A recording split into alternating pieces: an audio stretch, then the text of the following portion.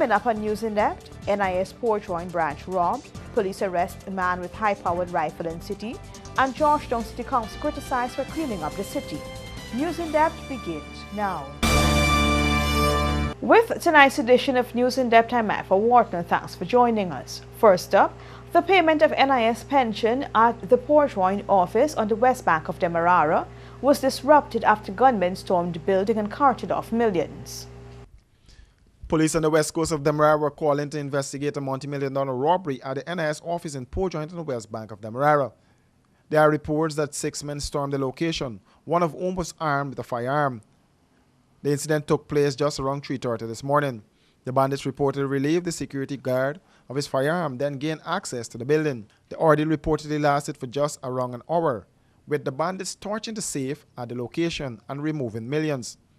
Today, NIS was expected to pay old age pension and benefits. A neighbor recalled hearing someone screaming, but said she paid no attention to the songs. Days where I start hearing this hollering, and I said, wait, beating up them wife, them by then man, I beat up them wife, this all up on the road. You understand? That's what I said. And then I just said, man, look for me, then I interest me.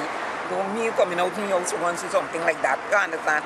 And I fall back to sleep until they clean, and when they clean, then my son will say, Mommy, you've been hearing a hollering, and then I say, yes, I hear a hollering, then he say, NIS get robbed. Well, I left the shock because it's 13 years now since I live in here, and that never happened. Police commander of D Division Leslie James told this newscast that 2 security guards on duty were taken into custody for questioning along with staff members. Commander James said no arrests have been made so far. He said the police are checking all leads that will help them crack the case. Meanwhile, the office was closed for business today as the investigation continues. Let's tell you now about that daring robbery at the Good Life supermarket.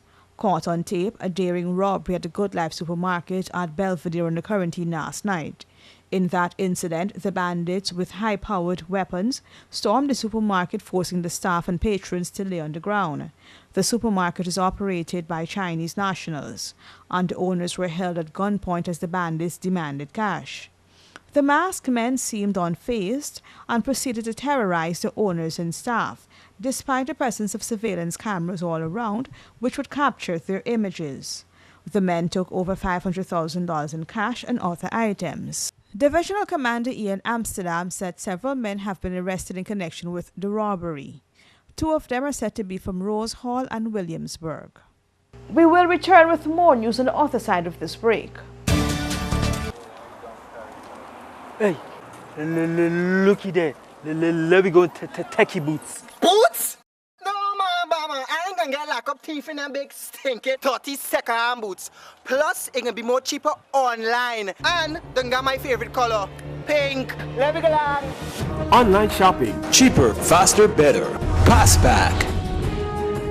Nothing compares to the class and beauty of Beeson Windows and Doors. Engineered by professionals and built to last longer than the competition. Buy 10 windows and get one 24x16 bathroom window absolutely free. No tricks, no gimmicks, and no hidden fees. Prices starting from $13.5 VAT inclusive. So visit our showroom today at Lot 1228 New Eccles Industrial Site or BPAT's building on Regent Street and save big on UPVC or aluminum windows. To order now, call 622-4197 or 226-1292.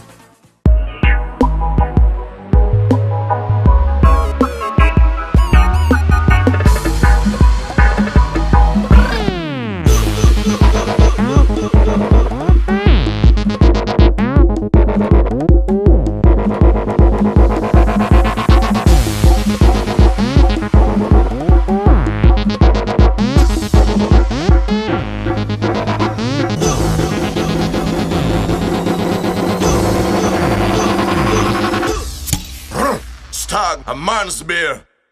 Welcome back. A high-powered rifle was found in a city apartment by police this afternoon. A high-powered weapon was found at this apartment building in Tocqueville, South Georgetown this afternoon. Police, acting on information, swooped down at the location and went directly to the specific apartment where the discovery was made. The man who rents the apartment was taken into custody. Residents in the area said the man goes by the alias Muslim, and he has been renting the apartment for some time now.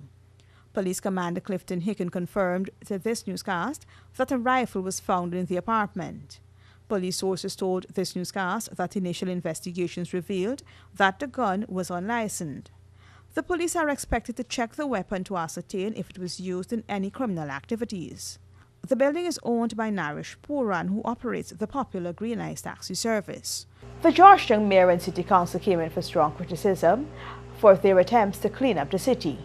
Merriman Mall vendors and City Hall are at odds following a move by the council to dismantle several stalls which the council deemed to be in a deplorable condition.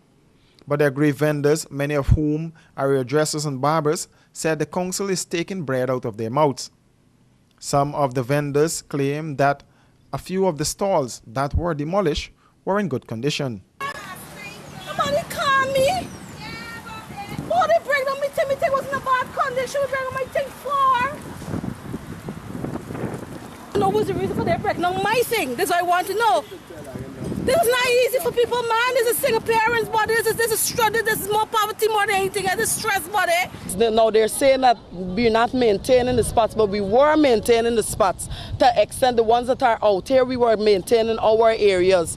If it was a case that there were areas that wasn't being looked after, they could tell us and put persons in spots that are not being looked after, so those persons could, take care of the spots. I appeal into the president, right, to come and look into this situation.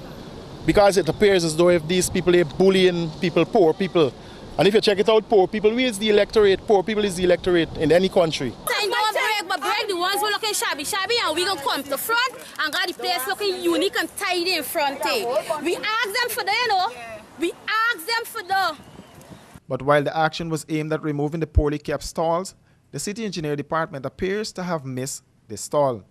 The vendors said they have followed all the rules laid out by City Hall, which included the payment of $1,000.